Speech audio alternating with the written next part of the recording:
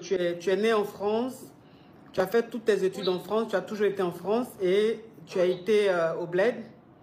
Oui. Je prends un exemple, hein, au Mali ou au Burkina ou au Sénégal, et tu es tombé sur un mec que tu as aimé tout de suite, ça a été un coup de foudre, le mec tu l'as marié et tu l'as fait venir, tu l'as fait partir en France. Sauf que, voilà, sauf que rapidement, il a commencé à montrer son mauvais caractère. Bon, on peut pas dire un mauvais caractère, hein, c'est-à-dire il a commencé à te montrer qu'il n'était pas amoureux, qu'il voulait se marier avec toi pour venir, pour aller en Europe, pour avoir ses papiers, pour, voilà. Donc, tu as vu qu'il échangeait beaucoup, il était toujours en contact avec son ex et dans les messages échangés, tu voyais que c'était des messages de quelqu'un qui était très amoureux de celle qui est au Bled parce qu'il lui disait j'arrive pas à dormir, tu me manques trop et tout et tout. Et toi, c'est toi qui fais toujours le premier pas. C'est-à-dire que même pour griller avec toi, c'est toi qui vas vers lui.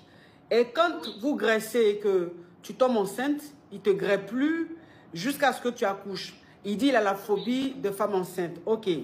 Est-ce vraiment la phobie ou est-ce parce qu'il n'est pas amoureux? Et nous, tant qu'à faire.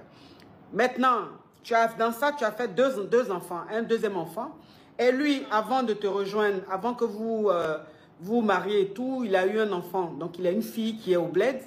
Il te demande maintenant de faire venir la fille et que tu savais que c'était une évidence parce que tu l'as marié, il a une fille, tu savais que cette fille allait le rejoindre en Europe. Donc, c'est normal que tu fasses les papiers pour qu'elle puisse vous rejoindre et qu'elle vive chez vous. De plus en plus, il montre qu'il n'est pas amoureux. De plus en plus, il est avec son ex. Et aux dernières nouvelles, tu apprends que son ex est rentré en France.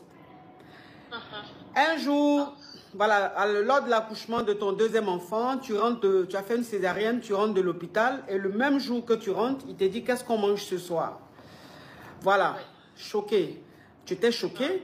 Et vous êtes resté comme ça et un soir, malgré le fait que tu viennes d'accoucher, en pleine nuit, il a été très, très, très violent. Et un jour comme ça, il te fait asseoir, il te dit, écoute, toi et moi, on n'est pas compatibles. Côté grêlis, c'est pas ça. Sur tous les plans, c'est pas ça. Tu es trop agressif, tu es trop comme ci, comme cela. Donc, toi maintenant, ta décision est prise. C'est-à-dire, aujourd'hui, tu te demandes si il ne serait pas mieux pour toi de divorcer. Et c'est pour ça que tu es venu dans le LED pour me poser la question, pour me dire qu'est-ce que j'en pense. Oui. Ok. Ma chérie, pardonne-moi de te le dire. Tu as quel âge, s'il te plaît? J'ai 33 ans. Ok, tu as 33 ans. Pardonne-moi de te le dire, mais cet homme, il ne t'a jamais aimé. Oui, non, voilà. Mais il faut me le dire. Hein. Non, mais je te... C'est pour ça que je vous appelle. Voilà, voilà, c'est pour ça que je te dis, il ne t'a jamais aimé. Voilà, il s'est mis avec toi, bon, par intérêt. C'est vrai qu'aujourd'hui, on se met avec des gens par intérêt, hein, c'est devenu une normalité. Sauf que lui, il n'est même pas amoureux. Et sa soi-disant ex, qui n'a jamais été son ex, qui a toujours été avec lui, elle est en Europe, c'est lui qui l'a fait partir. Oui. Voilà, c'est lui qui a fait... pense aussi. Oui, c'est lui qui a fait ses papiers, c'est lui qui a tout fait pour qu'elle le rejoigne en Europe. Donc, il est toujours avec cette fille-là. Il sort toujours avec elle. Toi, il t'a utilisé pour avoir une situation plus stable, pour faire venir celle qu'il aime et vivre sa vie. Comme là, il voit qu'il a eu ses clatas, peut-être qu'il a 10 ans ou peut-être même qu'il est devenu français. Il a 10 ans, ouais. Voilà, il a 10 ans. Il a 10 ans, il sait qu'il n'a plus besoin de toi. C'est-à-dire que même après, pour renouveler, il n'a pas forcément besoin de toi, puisque ses enfants sont nés, ils vont à l'école, ils sont français et tout. Donc, il te dit maintenant que vous n'êtes pas compatibles. Moi, ce que je vais te dire, c'est-à-dire qu'aujourd'hui, tu sais qu'il ne t'aime pas, ça c'est un fait. Mais ce qui te fait mal aujourd'hui, c'est le fait que vous ayez eu 2 enfants. Et comme dans votre culture, le fait d'être marié, d'avoir 2 enfants et de divorcer, c'est mal vu.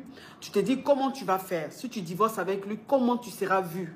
Comment tu seras jugé par la société, par ta famille, par ta communauté? C'est pour ça que tu te forces à rester dans ce mariage toxique, ce mariage où tu n'as jamais été aimé. Voilà. Donc moi, ce que je vais te dire, s'il te plaît, tu es né en France, tu es allé à l'école en France. C'est vrai, tu as plusieurs cultures, mais ne reste pas avec un homme qui se fout de toi à ce point-là. Ne reste pas avec un homme, en fait, qui te montre que tu n'es même pas attirante. C'est pas possible. C'est pas possible qu'il se comporte comme ça. Je pense que tu ne le mérites pas. Tu ne le mérites pas. Il faut te libérer de ce faux mariage. tu vas reprendre ta vie en main. Et t'inquiète pas, même avec les 2 enfants, tu vas tomber sur un homme qui va t'aimer, qui va aimer tes enfants, tu vas vivre ta vie. Là, tu es comme en fait, tu es en train de perdre ton temps parce qu'il ne t'aime pas. Et il ne va jamais rester avec toi. Et cette fille qui l'a rejoint là, elle là-même, je me demande s'il n'a pas marié au pays là-bas. Donc, il faut quitter dans ça, ma chérie. Tu as compris?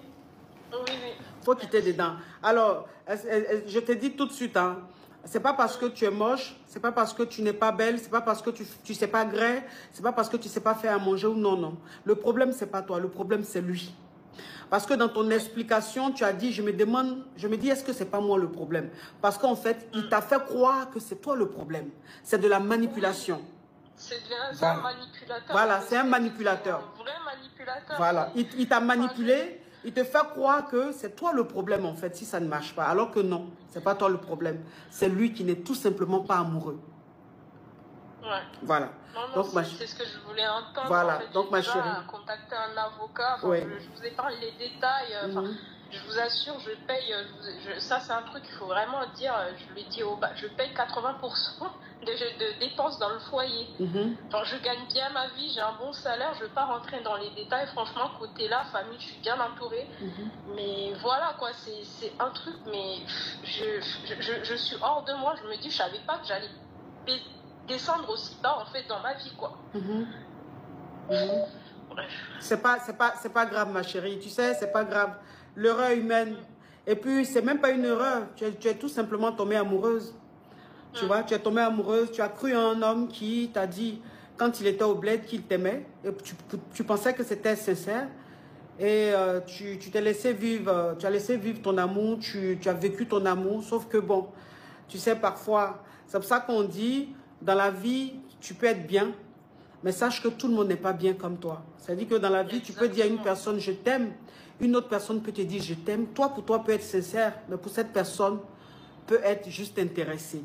Tu vois, c'est la vie. Ça t'apprend, ça va te servir de leçon dans ta relation future. Et puis voilà. Mais c'est la vie, c'est comme ça, ma chérie.